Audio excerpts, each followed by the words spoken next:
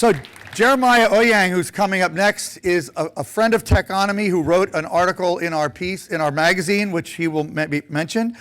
He was one of the first analysts in the technology analyst community to really identify the importance of social media back when. He's got his own firm now called Kaleido Insights, and he's focusing on a number of innovative business models and new industries that are emerging, but one of them is the wellness industry, which he's going to tell us about. So, Jeremiah. Thanks, David. Hey, everybody. I've got really good news. We should rejoice that the tech industry is moving to the wellness space, and we should also be really, really scared. Warning, the tech industry is moving to the wellness space. I got interested in wellness. You know, people do different things in their midlife crisis. Sometimes they buy fancy cars, or they buy clothes that are too young for them. I chose to get fit and fix myself and lose weight and get my medical conditions solved. And it took some time, but I did that. And then I noticed that the tech industry was in every single turn that I started to move in this industry. So what I'm going to tell you about is the Internet of Bodies. We've heard of the Internet of Things, Internet of Cars, and now Silicon Valley is moving into where we are inside of us. There's already some clear winners. There's a number of unicorns in the space. You can see these companies are worth about $1 billion or more, and they're heavily getting funded. Tim Cook from Apple said the legacy of Apple will be health, so you can see they're coming into this space. If you've seen the Apple Health Kit, they're ready for every single field of data, from your activity to your what you eat, even to sexual activity. They're ready for you to give all that information to them. But the question is, are we willing to as humans? So that is you, that is me, that is we. We're in the center of this Vitruvian person. And what's happening is we're being surrounded by this ring of technologies. AI, big data, social media. All of these technologies are now surrounding who we are. And it's impacting us in 4 different ways. I'll walk you through each of these 4. By the way, if you have the Techonomy book, page 22, this diagram is in there. So you can grab that right now and take some notes. And I'm going to be your tour guide today, this quick tour on what is happening in the space and who the winners are going to be, and I'm going to make some predictions. So it's invading our minds. It's helping our minds. It's impacting mindfulness. We're seeing this for psychology. We're seeing this for therapy. We're seeing this for just screen time management. If we heard the last speaker, that's not a thing she agrees with. It's now integrating, augmenting our bodies. The latest is microbiomes, what's inside of our gut, what's the bacteria in our ear, but also weight management and the diet and the things that we're doing as well. Next, it's in our communities. If you've seen the reports, the people that live the longest in the world are not those that just drink red wine or happen to exercise every day or do CrossFit or yoga. It's those that have their loved ones around them. And then the physical space around us. Google has been trying to give me Google Home for free because I'm a subscriber to the other things. Can you imagine that? Hey, take this listening device for free. So we can see that it's emerging not just in our homes, but around our bodies. Now, let's be really clear. There's a difference in my mind, you can convince me otherwise, between health and wellness. My father's a physician, my wife works at Kaiser, but I see this as different, and so do many other people in the space. The health industry is often focused on solving existing woes, where the wellness space is trying to prevent. Now, that's a whole nother panel and discussion, but on the wellness space, the key thing I want to just drive here is this choice for these tools are done by the consumer/patient, by the person. They make the choice, and these choices are not that expensive, and they're relying on tech often first. Specifically, tech is always on, and it's digitally enabled, low upfront cost, but there's some significant long-term costs when anything's free.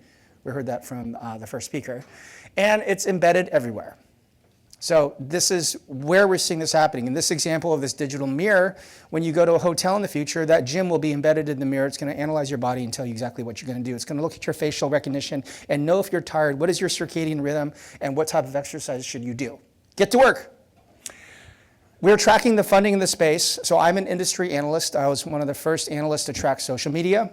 I also identified the collaborative sharing gig economy, which when I did that move, people were like, why are you covering that? Now that's the biggest industry that's ever IPO'd. So I've hit 2 straight markets. I've nailed them. I believe this is the next one. I'm seeing the exact same patterns, the same tech hippies moving, the same set discussions in Silicon Valley where I live. So I'm seeing the same patterns. I'm pretty confident this is the next market that's going to boom. Just as we're all talking about Uber and Airbnb this week, in 5 to 10 years, this will be the next market.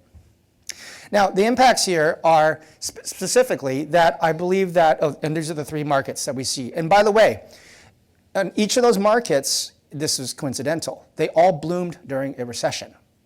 So when people lose their health care coverage and the COBRA, who do they turn to? Who do they trust? What's already in their pocket? Apple, Google. But it's not just them. We're tracking 500 startups. This is the diagram on page 22. This is 100 of the leading startups that we see right now. And I'm going to quickly show you a few examples of these tech companies. Let's focus in on the mind space. One is Calm, and I've interviewed most of these companies for my research and helping clients. Their use case is for helping people to become calm and to relax. Their core demographic is women 25 to 40 years old, busy moms, busy women with their careers, or just unable to disconnect. So they're turning on these devices. They may use the Calm aromatherapy spray and even the coloring book, activity book, which helps you to calm your mind. They've even invested in spas. So they're going multi-modal. Another example is Woebot. If you can't afford a therapist, which could be $100 an hour or more, now you could use this device, Woebot. And we're finding that teen girls in particular, are more likely to tell Alexa things and these digital therapists things that they would never tell. First of all, it's always there in the middle of the night. It's free or cheap, and there's no judgment. So the Woebot has a conversation with you. How are you doing?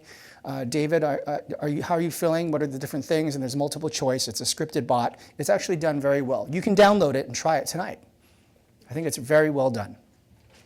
Now, it's not just limited to the consumer side. We're also seeing this in the HR side. This is Trip. This is a VR headset that you can put on your head, and it helps employees take around a 10-minute break. 50 years ago, that would be a smoke break. And now we can take VR breaks, and you experience the sensation of flying and collecting rings, and then it asks you about your mood towards the end, and you feel more relaxed and calm, yet productive. So this is a way that HR and employees can help solve the mind's tensions. Next is the body space. You've all heard of MyFitnessPal, which has a tremendous amount of data on diets. They're not really activating it. They can turn this into an AI bot. And this is purchased by Under Armour. But the one that really captures my interest is Lumen. If you haven't heard of this, this is a device that is promised you can blow into it. It's an Israeli company. And have you heard of the term called breath tech? That's a whole category in this space, breath tech, where you can find there's 17 different diseases within your biome. But in this case, that's not important. The number one thing people care about in America is weight loss. So Lumen actually measures the ketones coming out of your breath. And it'll tell you, you can see that gauge on the left, are you actually in fat burning mode or are you actually burning sugars in your blood? So intermittent fasting is all the rage. I do some of it. And now you can actually know without using a pee strip or a blood test or glucose monitor, are you really burning fat? Now this device is expensive for them to actually create, and they're not going to make a lot of profit off the actual device like most hardware companies. Their business model brilliantly is going to be a food service. That's really incredible. So you can imagine some food companies wanting to snap that up. Next is Oura. Well, this is a ring that tracks your sleep and activity. It's looking for your heart rate variability, and it's also looking for the quality of your sleep, and you can wear it up to 5 days. Many athletes are using this device, as well as people that like fashion. It is a high-end device. So we're seeing these biometric devices, the form factors, are starting to be efficient now and not be so clunky and some silliness. Next is the community space. This is the most funded category. Essentially, this is the on-demand space. I'm not seeing as much peer-to-peer interaction community as I would expect to, but as the market matures, you'll see that emerge. For example, MindBody enables you to quickly access any gym or spa or anything around the world in order to just quickly join a community of wellness and your paying services. We're also seeing the rise of digital rewards, such as crypto fitness. There's a train station in Russia where if you actually do some squats, you can get a free train ticket. And there's also startups called Limpo that give you cryptocurrencies, and they're partnering with a company I advise called OliveX. So when you're working out, you can actually show to people around you, I'm earning health coins, or whatever coin you want to call it. So it's a form of loyalty and encouraging wellness in a community setting. That's great. We're seeing some business models being disrupted. This is the Uber of physical therapy called Luna, started by Chris Duggan in Silicon Valley. And apparently the physical therapy industry, I haven't used their services. They're old buildings, their services are not great, it's overpriced. So Luna brings the physical therapist to your house. And they are seeing lots of benefits, and the therapists are happy. So the companies that were managing those retail locations are being disrupted. So we're seeing everything that's inefficient is being digitized. And then lastly, on the physical space, the space around us in our homes, for example, Molecule out of Silicon Valley is trying to clean our air, and they're using, it's a very expensive device, $700 to $800, plus a subscription fee for the filters. And it is basically the Apple of air cleaning. And so I'm seeing this in every single category, from light to air to the food to everything that you can imagine is going to become digitized for our wellness. And that means personalization as well.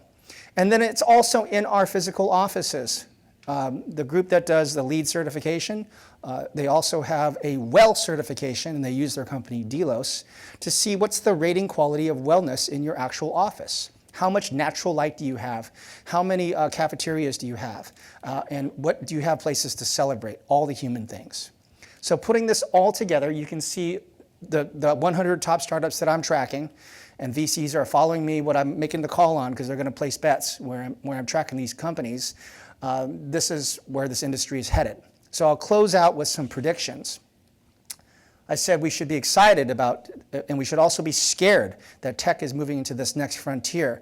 And here's what I think is going to happen. This is the next frontier. I've seen this happen. The media industry be completely changed, especially here in New York, and the power shifted to Silicon Valley.